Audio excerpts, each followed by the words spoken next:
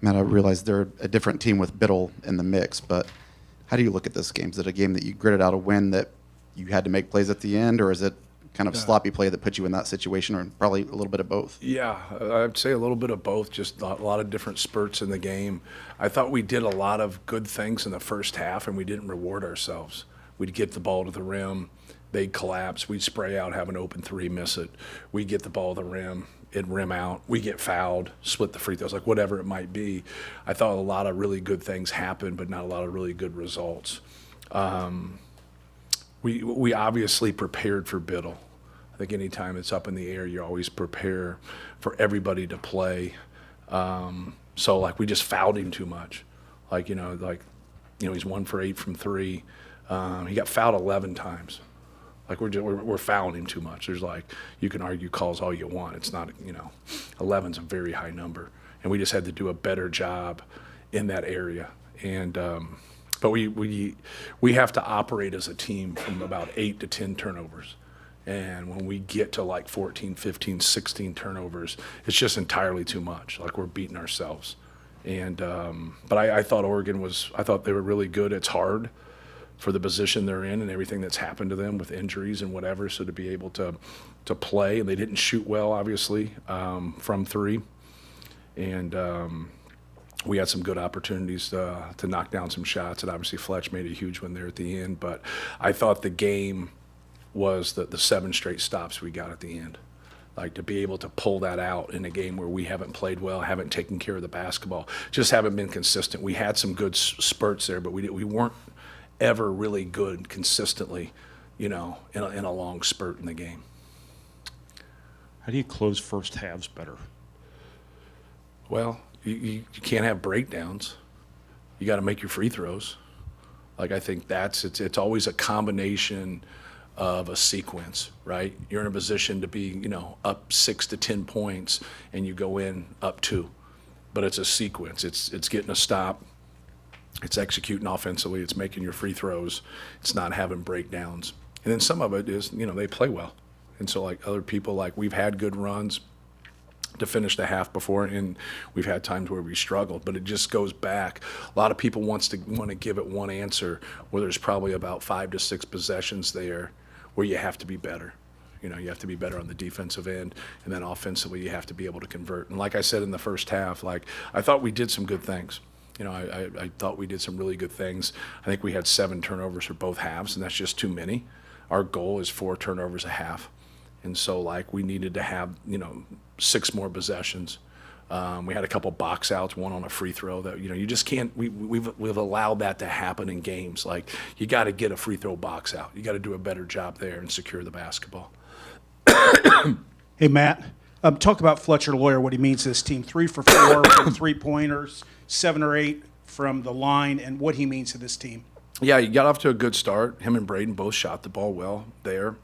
But, just his ability to knock down that shot there at the end. I thought the best play he made was the rebound off the free throw. He was able to get that rebound, and that's always a plus when you got a guy that's who you would put at the free throw line, right? He's the guy that we want at the free throw line, so if he can get that rebound, that's just a plus because now you're not trying to get the ball to people that you want. They've already gotten the ball. So, but I thought, I know I said the plays of the game were the 7 straight stops, but a couple of those rebounds, one of those rebounds by him, but that shot that he made, that was huge.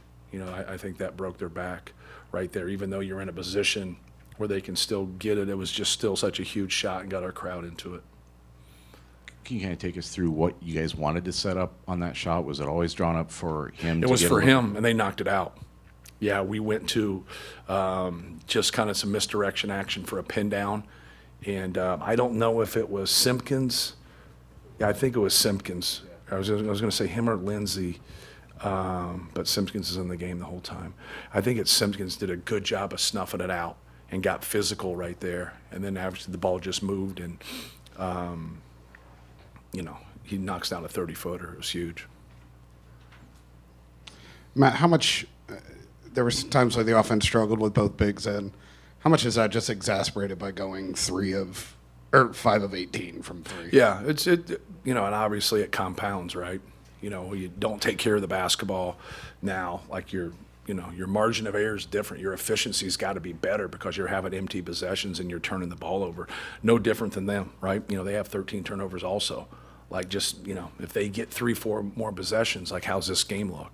And, you always look at it from your perspective. But, you have to be able to play without turning the ball over. And it's the one thing with size, even though, neither team really killed it on the glass, both teams have pretty good size. So anytime you're getting quality shots, you're going to give yourself a better chance to offensive rebound. And I think that's the important piece for us. Keep executing, keep taking good shots, keep crashing the glass. Just keep trying to put that stressor on the defense. Hey, Coach. Second half, under 8 timeout. Trey gets fouled going into that timeout. You had a pretty decent conversation with the referees. What was that about, and what explanation did they give you? Yeah, so I'm not saying I saw it clearly, but, with the new rule, with the continuation as it's going, I wasn't sure he was calling that continuation, so a shooting foul, and he was. So since he was shooting it there, so the rule is on a goaltending, okay, the ball can't be bouncing on the rim, and then I pull the net down. So if the ball was bouncing and I pull the net down and the ball's in the air, that's not goaltending. A lot of people don't know that. The ball's got to be sitting on the rim, okay? So now he shoots it, he misses it, but then the ball's sitting on the rim and they pull the net down. And so that was my argument. I thought the ball was sitting on the rim while he pulled it. It was such a slow developing play, which can happen now with the continuation, that now, did they stop looking at the play? And he didn't. He had an explanation to it.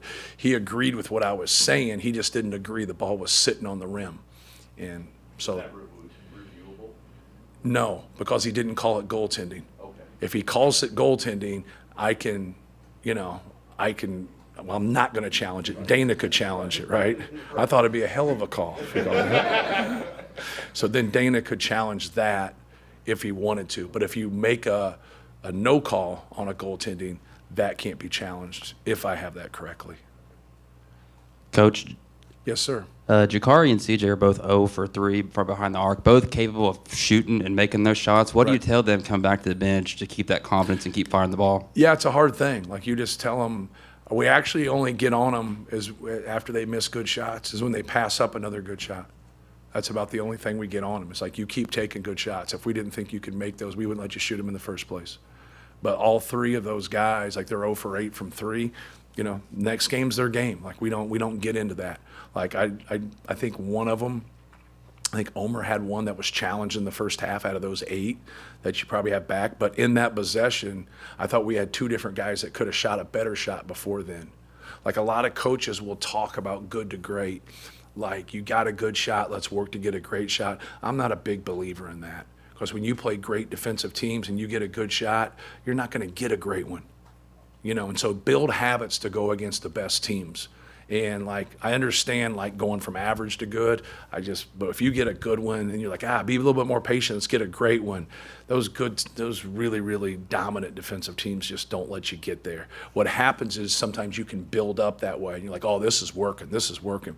It's not going to work against, real teams when you're talking about the top 10 to 15 teams in the country defensively.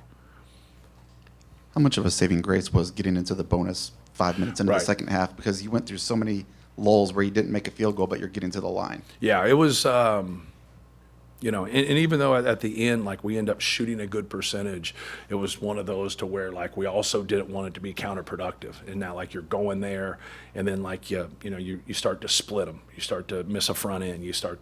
But I thought our guys did a good job. Right as that started to accumulate, we wanted to be more aggressive, but we also wanted to be smart about it. But, yeah, that definitely helped us. Just the flip side of Jakari and CJ struggling with their shots. You got another nice spark from Benner and good minutes from Daniel. Can you just kind of speak to those guys? Yeah, I thought Jack did a good job. I thought he once again, excuse me, took another charge. It's take 2, beautiful. He just finds his way. People that take a lot of charges are quick thinkers, especially in today's game, because you really got to be there early with the way they changed the rule. And, he makes that big 3 down that stretch. maybe we had a couple breakdowns there from a ball screen defense standpoint. But I thought Daniel needed to be in the game.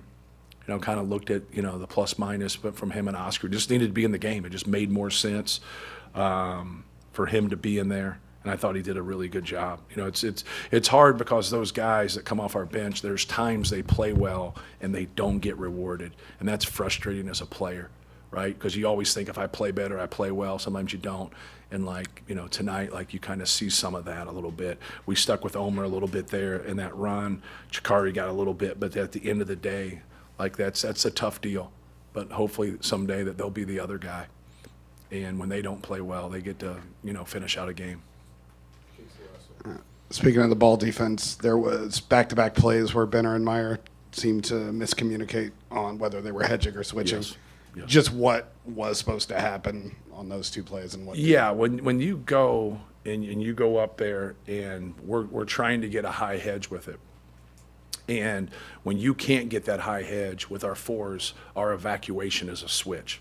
So now you're not in between. You might not like the matchup, but now they're not scoring off that action. And so that's what happened on one of those. And then the other one was he took it out. And then when he took it out, Omer didn't come under it, and Omer had switched, and he thought that he didn't switch. And so that was just a communication snafu. And so it happens a lot of times on television. I mean, when you're watching film and you watch, you can see if somebody is talking. If you got a big screen and you can see if they're talking. You can see if they're not talking. But then there's times you can't. And then it's about communicating and then being able to take a command and reacting to it. It's not always the guy saying it. It's the person receiving it and then being able to do it. That's why you drill it. That's why you do it, because if you can't hear, you have to have habits in those areas. It just happens too much. And we just, you can't break down there. That's why we give them an evacuation. Okay, if this happens and we don't do what we're supposed to, okay, we go to this. Okay, if we do what we're supposed to, then you just stay with your habit and then you go from that. And just a couple breakdowns. Thank you guys. Thanks.